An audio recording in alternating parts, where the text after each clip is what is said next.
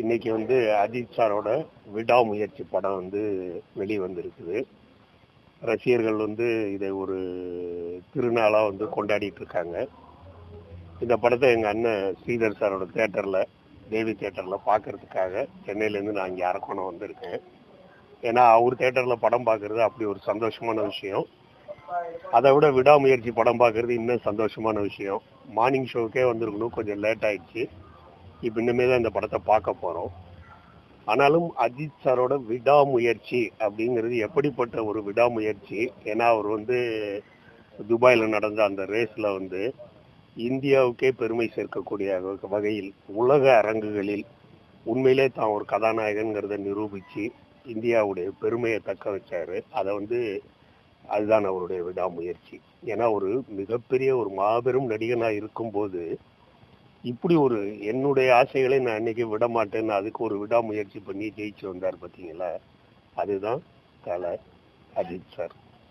அந்த மாதிரி இந்த படம் அவருடைய விடாமுயற்சியினால மிகப்பெரிய ஒரு வெற்றி படமா வரும். அதுல எந்த விதமான சந்தேகமும் கிடையாது.